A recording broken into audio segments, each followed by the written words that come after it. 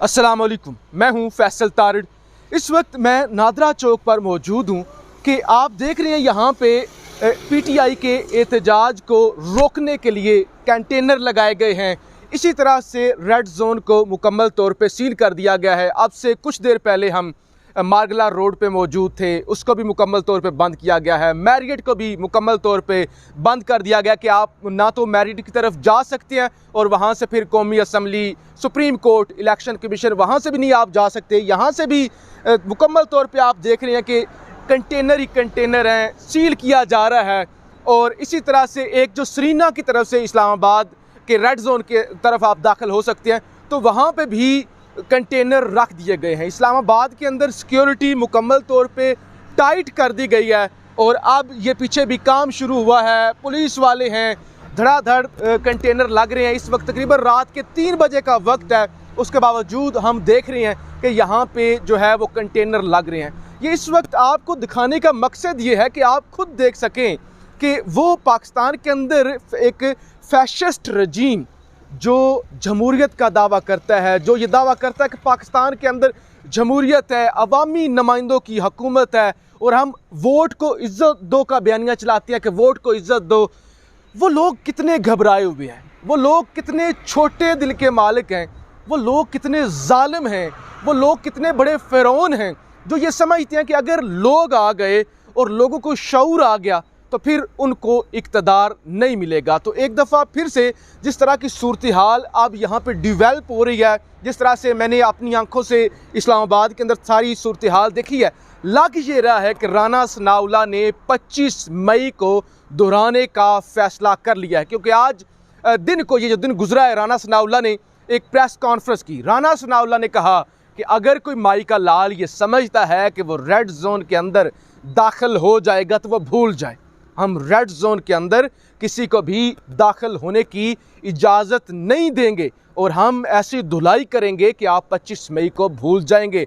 आंसू गैस जो है वो भी मंगवा ली गई है और इतलात ये हैं कि राना सनाउल्लाह की जानब से जुल्म सितम की, तशद्दुद की तमाम हदें पार की जाएंगी।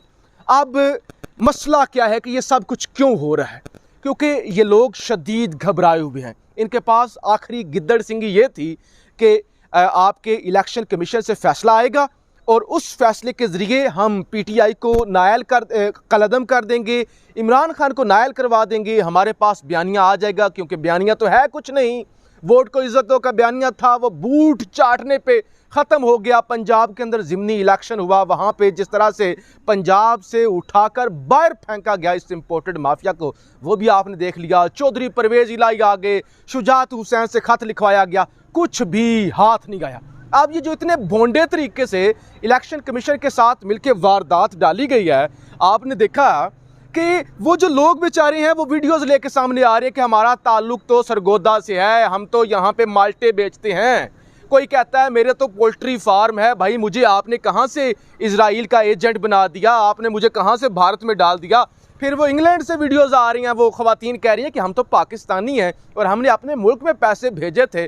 और फिर उसके बाद धड़ाधड़ लोगों ने डोनेशन करना शुरू कर दी उस पर। उन्होंने, किसी ने कहा कि मैं इसराइली एजेंट हूँ, किसी ने कुछ कहा। तो वो बयानिया तो टोटल मुकम्मल तौर पर फ्लॉप हो गया है। कुछ 2-3 खबरें आपके सामने रखना चाहता हूँ।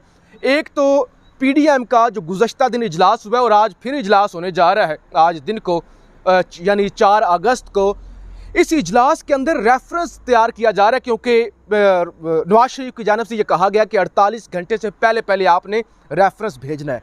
2 इत्तेहादियों ने एतराज़ किया है। 2 इत्तेहादी ये कहते हैं कि अगर आप रेफरेंस भेजेंगे और फैसला पीटीआई के ख़िलाफ़ आ जाता है तो इसका मतलब यह कि पीटीआई के जितने भी एमएनएज़ हैं, एमपीएज़ हैं, सेनेटर्स हैं, वो नायल हो जाएंगे। लिहाजा वो नायल हो जाएंगे तो फिर एक क्योस होगा। आप ये सारा कुछ इक़्तिदार बचाने के लिए कर रहे हैं। लिहाजा जब इतने मैस लेवल पे नायल ही हो जाएगी तो असम्बलियाँ तो ऑटोमेटिक डिज़ोल्व हो जाएंगी, तो फिर आपको कुछ भी फ़ायदा नहीं होगा। लेकिन फ़ैसला ये किया गया है कि रेफरेंस तो भेजा ही भेजा जाएगा, किसी सूरत भी। आगे की सूरत हाल इसके बाद देखी जाएगी कि क्या होता है। दूसरे नंबर पे जी, खान कोई कंप्रोमाइज़ नहीं कर रहा, ना वो ब्लैकमेलिंगों में आ रहा है, ना किसी तरह की वो किसी इस सब के बावजूद किसी तरह से भी खान नवाज शरीफ को एनआरओ देने के लिए तैयार नहीं है। आज खान ने ये कहा है बिस्मिल्लाह करें, मेरा नाम इस सीएल में डाल दें, मुझे खुशी होगी। क्योंकि मेरा तो जीना मरना पाकिस्तान के लिए। दूसरे नंबर पे सिकंदर सुल्तान राजा साहब के हवाले से उन्होंने ये इंकशाफ किया है। खान साहब ने कहा जब सिकंदर सुल्तान राजा को या नए इलेक्शन कमीशन के चीफ को लगाना था, तो जब मेरे सामने सिकंदर सुल्तान राजा का नाम लिया गया तो मैं तो इनको जानता भी नहीं था। फिर जब मैंने पता करवाया तो मुझे पता चला ये तो नून लीग का बंदा है।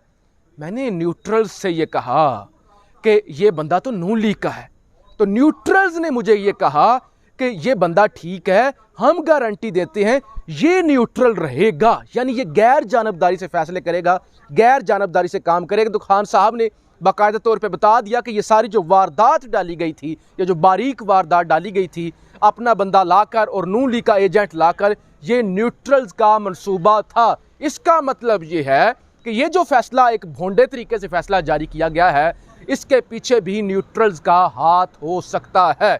अब जनाब इस्लामाबाद के अंदर प्लान ये बन चुका है कि कल लाठी चार्ज भी होगी, यहाँ पे पुलिस भी तैनात होगी, एफसी भी तैनात होगी, रेंजर भी तैनात होगी। इस्लामाबाद मुकम्मल तौर पे बंद है। हमने सारा इस्लामाबाद घूमा है। इससे पहले मैं और साजिद गोंदल साहब थे, हमने देखा कि मारगला रोड बंद कर दिया गया, यानी अगर आप मारगला से आते हैं और आप रेड जोन में दाखिल होने की कोशिश करते हैं तो आप नहीं दाखिल हो सकते।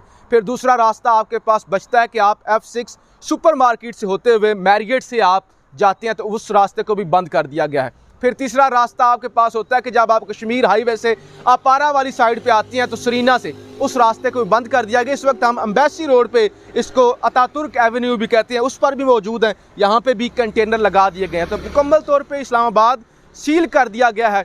तो ये साफ तौर पे इम्पोर्टेड माफिया की फ़ैरोनियत के बारे में हमें बताता है कि ये कितने बड़े फ़ैरोन हैं, ये कितने बड़े बुज़दिल हैं, ये कितने घटिया लोग हैं। देखें, हमने अपनी आंखों से देखा मौलाना फजलुर रहमान लॉन्ग मार्च के लिए आया। खान साहब ने ये कहा कि आओ हम कंटेनर भी देंगे, मेडिसिन भी देंगे, पानी भी देंगे।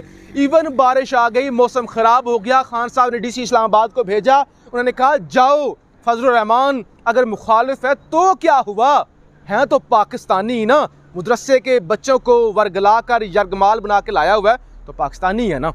तो खान साहब ने लोगों को भेजा, बारिश में बिस्तर दिए। उसके बाद बिलावल भुट्टो जरदारी पूरे पाकिस्तान से कुछ 250-300 लोगों को लेकर इस्लामाबाद में आया, तो खान साहब ने नहीं रोका। उसके बाद मरियम नवाज़ और हमजा शहबाज भी आए, नहीं रोका गया। लेकिन अब जानबूझ के ये तमाम तर रुकावटें खड़ी की जा रही हैं। अब आखिर में आपको बता दूं मकसद क्या है। मकसद ये है कि इस वक्त पूरे मुल्क में जो बयानिया चल रहा है वो PTI का चल रहा है, वोट बैंक इमरान खान का है। 14-15 जमातें, 25 TV चैनल सारे मिलकर इमरान खान को कंट्रोल नहीं कर पा रहे।